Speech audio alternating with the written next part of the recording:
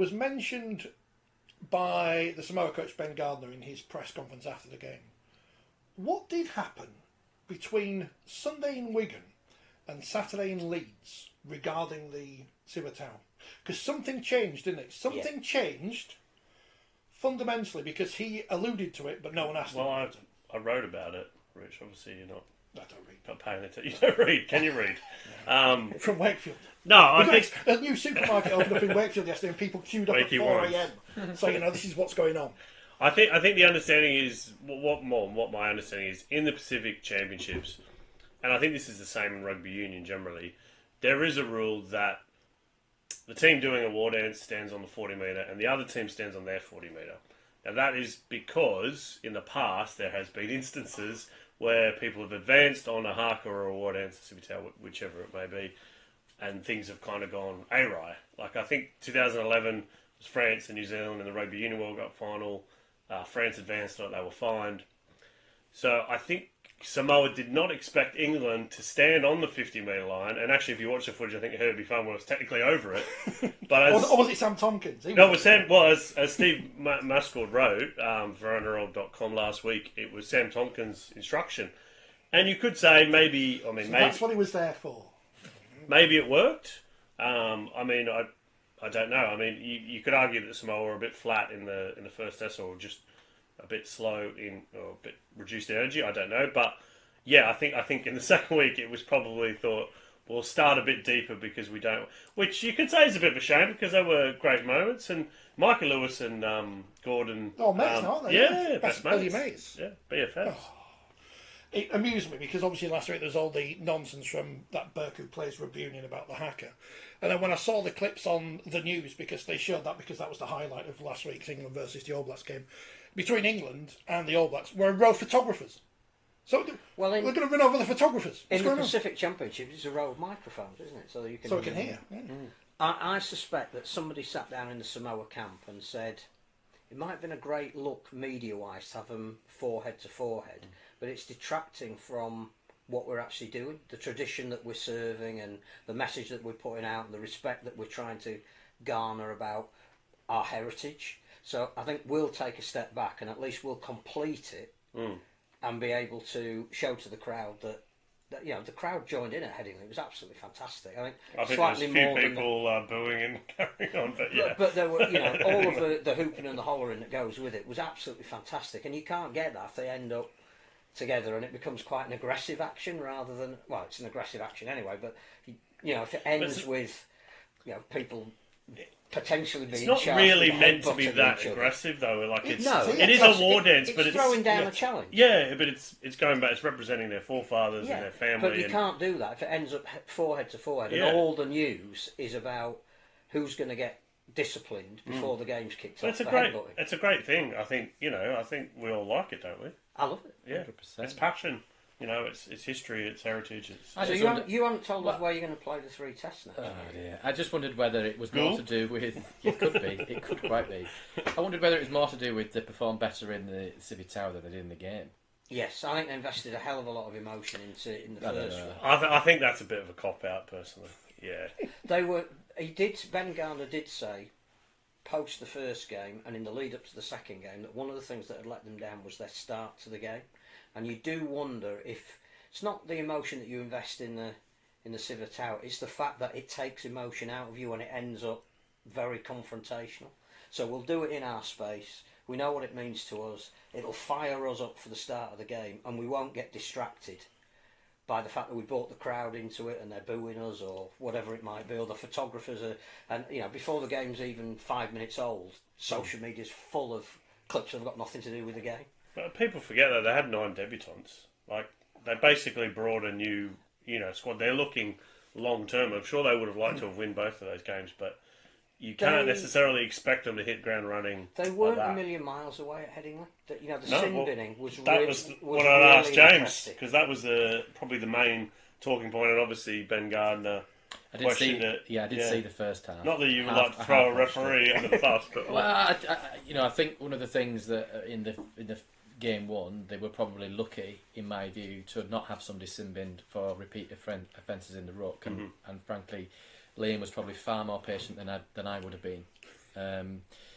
So whether there was an element of that in that you ended up having repeat offences, but this time it was for a different offence, which was foul play. And I suppose what you couldn't say was that Chris didn't warn them. And so it wasn't for that one particular incident, and he made that quite clear, and it was a number of offences. Yeah. For me, I suppose in some senses, it perhaps, because of the drop in height, it probably wasn't the best one to select from. But ultimately, you couldn't deny that there was a series of foul play offences, and how many more penalties do you keep giving in a short space of time for repeat infringement? So I don't think they could really have a complaint in that regard. And in fact, it was interesting to listen to the half-time discussion, because I didn't really watch much of the second half around, was it Jamie Peacock and, I'm trying to remember who was on at half-time, Kevin Brown, I think maybe. It was Kevin Brown, yeah. Saying that they were, in their opinion, they thought he was lucky it was even a yellow card and not even a red.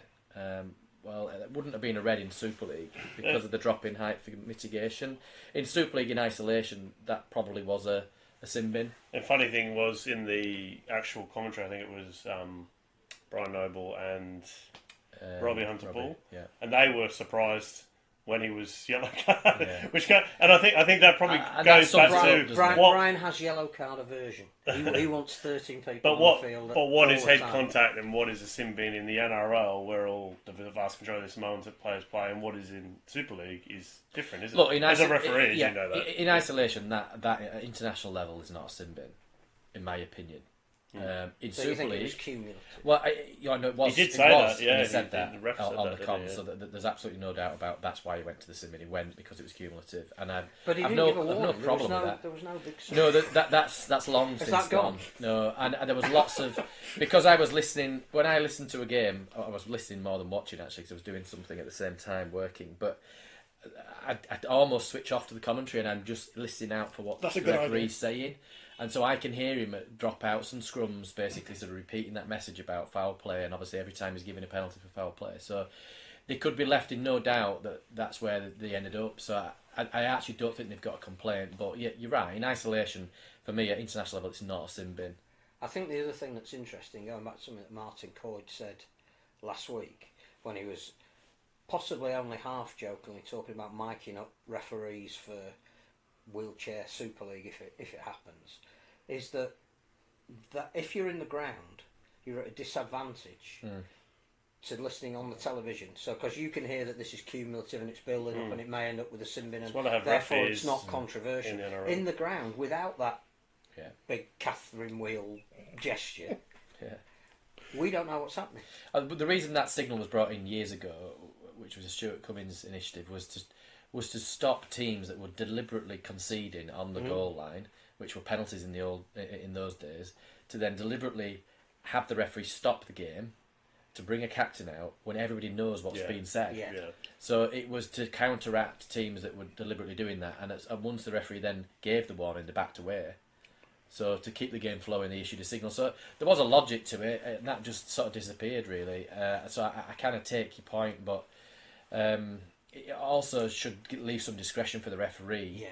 To once you then gave the signal when we had it, you were backed into a corner in some ways that everybody knows what you've just done, so that you had very little discretion. Although without checking the penalty count, I think he'd only given about 3 up to that. It wasn't many, yeah. So it might have been. I think that was the 4th and awful foul play, and I think they were quite lucky in some ways. So at what point does it become cumulative? And that's the discretion of the referee, that it's cumulative in that a series of offences have occurred in a relatively short space of time. Now that might have been 20-25 minutes. Just over 20 But they were minutes. probably lucky that the first penalty of the game, I think it was the first, was the late hit into the back. Yeah. That was probably lucky that in isolation Radley, was not a sin bin. Well, that's what I was going to say. I mean, I think the Bateman one was a 50-50. Yeah. But the Radley one, you've seen them being sin bin. Yeah. So... And I don't watch the NRL closely enough to know whether that... I suspect that wouldn't have been 10 minutes in the NRL. But sometimes you watch it more than me.